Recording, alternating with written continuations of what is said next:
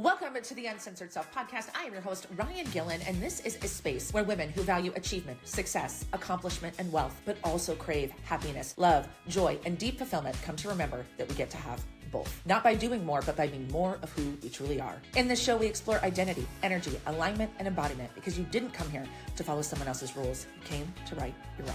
Let's dive in. So I got a DM on TikTok a few days ago from a woman who'd been looking at the identity reset.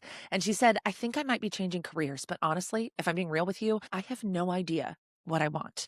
Is this still something I should do? And my answer was, yes, that is quite literally the point. Because here is what I know to be true. When you do not know who you are, it is very hard to know what you want. And most of the women I get on the phone with, women running multiple 6- and 7-figure businesses, realtors, brokers, entrepreneurs, corporate leaders who have built something real, when I ask them, what do you want? They cannot answer it. Not without pulling in the goals and the metrics and the roles and the things the outside world has told them they should want. That is what we're talking about today. What do you actually want? Not the goal list, not the metrics, the actual fucking thing. I am Ryan Gillen. This is The Uncensored Self, and we are in week 4 of our identity series. Let's go. Some things about me you need to know for this conversation to be relevant as it relates to identity and getting clear on what you want. Because the truth of the matter is, I didn't even know $1 million year was a thing. Like, it never occurred to me before the year of 2019, and I'm recording this in 2026, that I would be somebody who could make $1 million in 1 year, that I could be somebody who would run a business, right? Until I found myself in a room full of people where everyone was doing it. And so that's where it was like, oh, well, if everybody else is doing it, I guess I could do it too. Because the truth of the matter was, I remember the story is I had joined a coaching program in 2019, and it was like a tiered program where there were different levels, right? And I was on the entry level of the program, right? My business was just getting started, less than 6 figures. Well, there was this ladder that she had set up in her business where if you're making less than 6 figures, you go here. When you get to the multiple 6 figures, you go here. And then when you get to 7, you get in this particular room. And this is also the person who I wound up being a business partner. We wound up building a business together. So I kind of got to jump the line and wound up in the 7-figure room when I was running about a $500,000 a year business, right? But all the people in this room, I remember it was 2021. It was actually the first time I met Stacey B, who's my mentor. And I sat in this room and I looked around and all these people are running 7-figure businesses, 8-figure companies. And I was like, they all felt, I'm going to use a word and it's not meant to be rude, but they just felt average, right? Like there was nothing about these people in this room running these $10 million companies that I didn't think that I had. But the story that I had in my head, the identity that I was operating from is people running $1 million, 7-figure, 8-figure, whatever $1 million companies. There's something different about them. They know something different. They must feel a completely different way, right? But this mastermind was full of people building these companies. And so that was the first time I learned about it. And so I looked at those people in that mastermind group in 2019, 2020, 2021 as the example of what I should want. I should want a 7-figure company, and I should want some vacation properties, and I should want a fancy car, and I should want to have a team full of people who do all the things for me so I don't have to do everything. Like, it was just the example of what I saw. That's what success looked like in that room. And so that became what I wanted. I wanted a big business, and big businesses, according to those people, came with a big team. Speaking circuit, right? You needed to be guesting on podcasts and getting on stages as often possible, right? A lot of travel, multiple homes, vacation properties, right? Because you need places to relax and recharge. This stereotypical TV picture of luxury. I call it the Real Housewives version of success, maybe without the drama, right? But like, this is what it looks like. It looks like G-Wagons and fancy and yacht parties. Like and again, that might be naive. You might have a completely different viewpoint, but I'm just speaking from mine, right? But that version of success, it wasn't mine. It was simply the only model that I had because I wasn't exposed to people with a lot of money, right? I didn't know, like I said, $1 million was possible until I was in that room. And once I knew it was possible, the only version of I could see was the version that room had shown me. And this is what most of us do when we want to try to figure out what we want out of our lives. We think we're choosing, right? We think, at least for me, right? This was my belief system, was that it is a menu.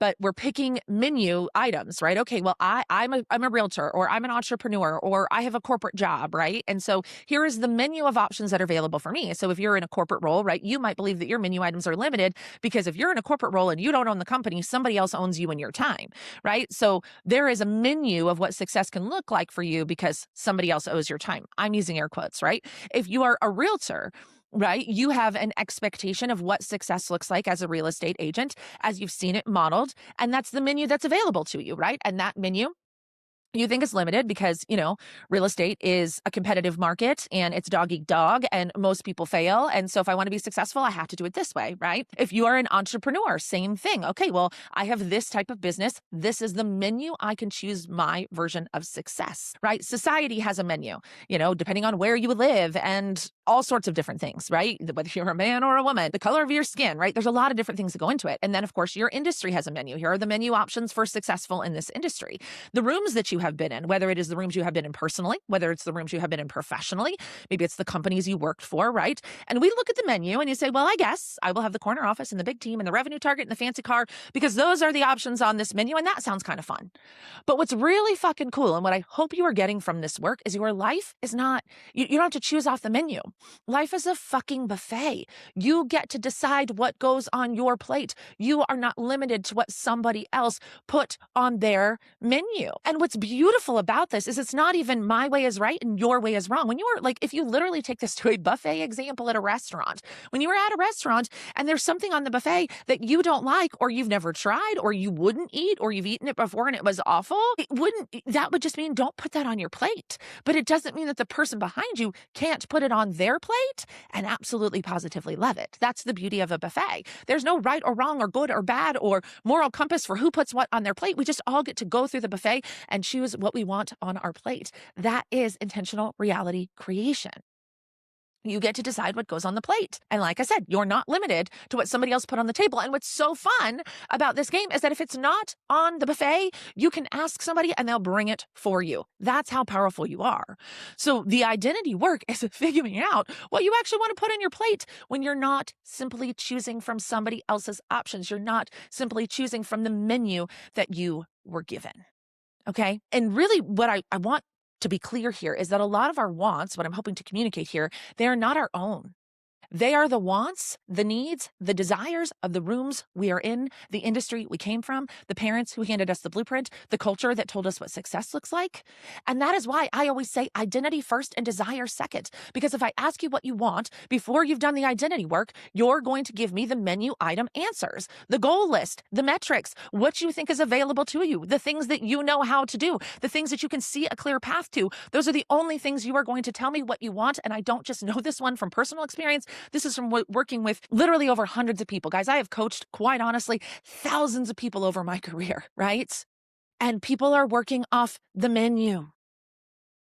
And what I want to know about you and what you want out of your life is not what is on the goal list. What I want to know is what would your life feel like if everything you wanted, if it was everything you wanted it to be, right? Like if your life, if you could have it all your way, if you got to make 100% of the choices from sun up to sundown, every single motherfucking choice and decision you made was yours, what would you want? What would you want? That's the question I'm asking here. But if you haven't removed all of the bullshit stories and the programs, you're not going to be able to answer that question. And again, that one comes from personal experience. So when we do the identity work first, which means literally pulling back the curtain on all these programs and stories that aren't ours, when we strip away the roles and the inherited models and the borrowed identity and the misidentification, and then we can get clear on what do you actually want. And the answer is going to be different what it is before you do this work. And in fact, it will surprise you wildly. I've found that over and over again. Right? And that's why in identity work, even though my work is primarily around the business I always say in my work, and I think you guys know this by now, like the business is the symptom. If your business isn't operating the way that you want it to, if you're not succeeding in your career the way that you want to be, it is simply a symptom. It's not the problem, right? The actual thing we're solving for here is identity. So with my clients, when we get clear on identity, we're talking about more than just the business, right? What do your relationships look like? Who do you spend time with? Like we've all heard that quote, you are the sum of the 5 people you spend the most time with. And I've heard that before, but when you think about it from an energetic perspective and a universal law perspective, if you are spending time with people, right, who don't align with what you want, there's always going to be static in your signal. And what do we know about staticky signals based on this series, right? Staticky signals get staticky results. So we got to get clear, not just on what are your business goals, but who do you spend your time with? What does money look like for you, right? What does your health look like? What is your relationship to with your body, this physical vessel that you have that's moving you around? Like, what's the adventure of your life? You're not just here to work. What's the joy of your life? And that is identity work, is getting clear on those things. And so when we get clear on those things, then we can start to rebuild our relationships. Because if I know, I'm going to use money as an example because, again, I know women with 7 figures in the bank and I know women struggling with money, and they all have this belief system about money. So if I were to ask you on a scale of 1 to 10, what does your money situation in your life looks like right now? And say, for instance, on a scale of 1 to 10, you say it's actually a 6, right? Like I have enough, but I'm not an overflow. I haven't maybe paid off all the debt that I want to. I don't have my savings tapped out the way that I want to. I wish there was a little bit more in my retirement fund, but I'm doing all right. I'm doing all right. Right? You would say it was a 6, right? And then the next question I asked when it comes to identity work was, okay, well, if it was a 10, what would a 10 look like? What would your relationship be with money at a 10, right? And then the identity work is, okay, now that I'm clear on what a 10 is with my money, and maybe, like I said, it is a goal list, but like what I say with money, a 10 for money with me is where money is not an object. Money does not factor into the decision. That is a 10 for me. So when I say, well, if I'm looking at it from the details and the numbers and the metrics, I'm always going to be a 6 or a 7 because there could always be more money in the accounts, right? But if I look at what is a 10 in the feeling space, and 10 in the feeling space is money doesn't factor. I get what I want when I want it, and money is no factor. It does not determine, money does not determine how I live my life and the decisions that I make. That is a 10 for me with money. So then we start to build, what is the identity? What are the thoughts? What are the feelings? What are the beliefs of a woman who has that relationship with money? So do you see why the identity piece is first? We have to get clear on what is it? Who are you? What does a 10 out of 10 look like? And then we can shape into that. So these two things flow so beautifully together. Okay. I want to tell you just a couple different ways where we get stuck in the what do you want question. Because like I said, this is one I think really does hang up a lot of women. I actually I just held one of my first identity reset sessions the week that I'm recording this for you, which is a couple weeks before you hear it. And she told me, she was like, Brian, it was actually really hard for me. Like I never asked myself that question. What do you want? And that's when it became even clearer that, yeah, it wasn't what do you want? You can have anything. It was what do you want from this menu? What do you want from these belief systems? So if you want a different life, right, we have to change the menu. That's where we need to start behaving from, right? So I'm going to go back to my example. If I'm a 10 out of 10 with money, money doesn't factor into my decisions, right? Money doesn't factor into my decisions. But now I'm in a place where I've decided I don't want to take any important meetings before noon, right? If I can be, do, and have whatever the fuck I want, if I can have my magic wand, I can have it all my way, like we were talking about, it would look like I don't take any meetings before noon, right? But what you're thinking right now, well, gosh, that would be nice. I remember this so much. Like, it'd be nice to not take any meetings before noon, but like, how would I possibly do that? I don't have enough hours in the day that it is. And now you want me to take away the meeting times of 8 to noon? How will I get it all done? How will I possibly get it all done? But that is all operating from an identity of lack. That is operating from an identity of a woman who doesn't get to have every single thing that she wants, because here's where this gets sticky. You want to know, how am I going to be able to get it all done? But you haven't told God, source, the universe, what I want. The universe is waiting for you to tell it what you want, not what you think you can get. You want to know how, but you haven't said, okay, God, I want no meetings before noon. That is what I want. I don't know how I'm going to get there. I'm not really clear on it, but that's what I want. But what you do as soon as you go, I want to take no meetings before noon, you go, that is not physically possible. I don't have enough hours in the day. And you shut it down and you continue to stay in the old identity of lack, of limitation, of the responsible one, of the hardworking one, of this is just the fucking way that it is because this is, right? That's the old identity. The new identity says, I have no fucking idea how I'm going to clear my days. I have no clue what that looks like, but I am open to all the ways that could work out. But if you're not willing to admit what you want because you can't see how you're going to get it, you're going to continue to get more of the same, because what you focus on expands. So I have learned when a woman tells me, Ryan, I don't know what I want, what she means 9 times out of 10 is that I cannot see how what I want is available to me. So I won't even let myself think about what I want because I don't see how it's available. I have no idea. I cannot see how I could possibly make the money I want to make doing this particular thing that I love, right? I cannot see how I could work fewer hours and still hit my goals. I cannot see how I could leave the business or this marriage or this career without everything falling apart.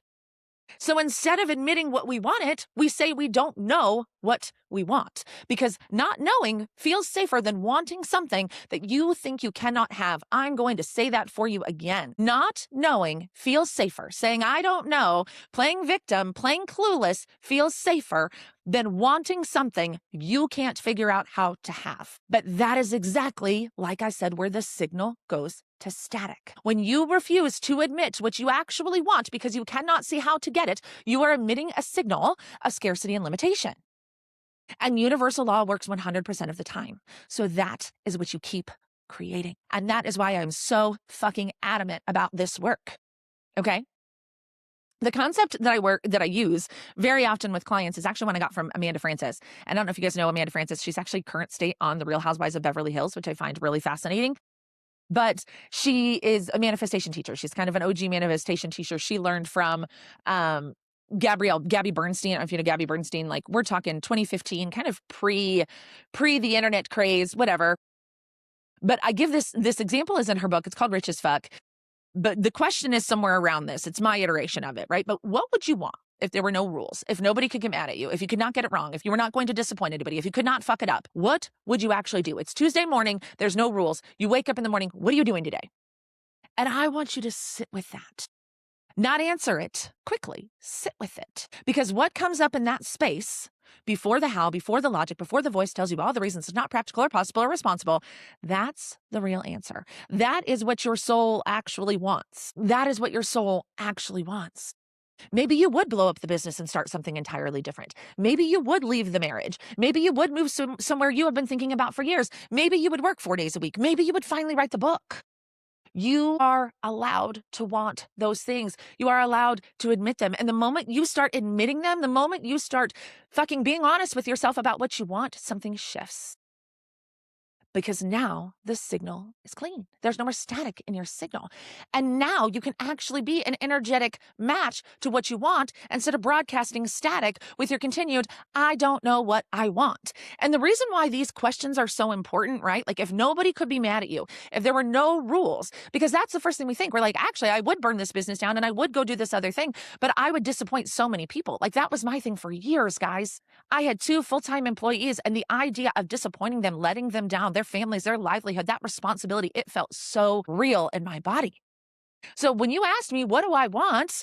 And I wanted to just think about myself and take care of myself and heal myself and repair my relationship with myself and figure out who the fuck I wanted to be, I couldn't figure out how to do that because I would disappoint people. I would let them down, right? Like, that's where we are. If you're like, actually, I would, pursue a degree in something or other, or I would change careers, or I would leave this brokerage, or I would retire this one offer that makes us a fuck ton of money, but I fucking hate delivering it, right? Like, if you could actually do the things, what would you do? And like I said, don't try to rush through this. You may revisit this several times, but this is such an important part of the intentional reality creation process. It's such an important part of the energy game. Because we're choosing off the menu. The menu items say, I make this amount of money, I live in this neighborhood, I have this spouse, I have this body, I have these parents, I have these genetics. Here are the menu items available to me, right? That is the mind game. But when we play the energy game, we get to play with pure possibility. Because that's what it means. We say everything is energy to get existential on you here for a hot minute. Everything is energy. The possibilities are endless.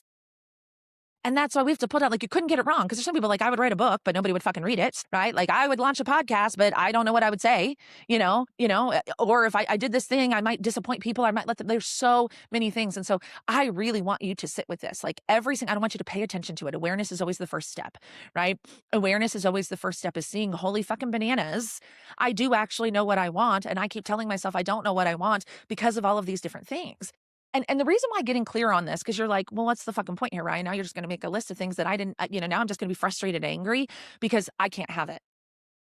And I have something important to tell you. You're already frustrated and angry. You already go through more days managing your problems and managing your life, and with this low grade tension of chaos and stress and, I don't really want to be here anyway. But what clarity does is it activates a different energy inside of you. Remember, this is the energy game.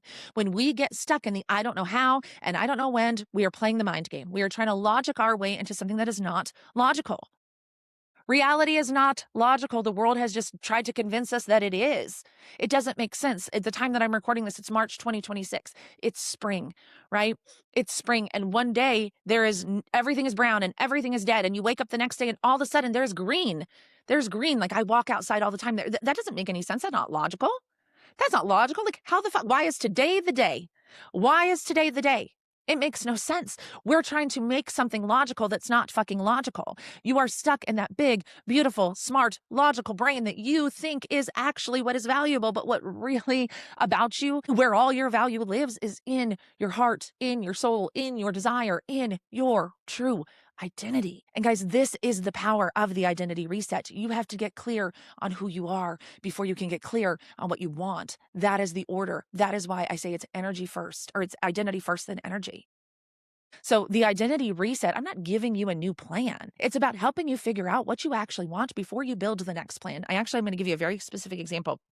I was talking to a client about this the other day, a private client, and she was like, Ryan, I have plans for days, like plans on plans on plans. She's leaving one role and she's moving into, building her own business. It's kind of a semi-retirement scenario. She's like, Ryan, I have plans for days, and I have all these plans on what I'm going to do. But what she hasn't gotten clear on, the reason why she has all these plans and she's stuck in inaction and she can't activate them, is because she's stuck in the old identity.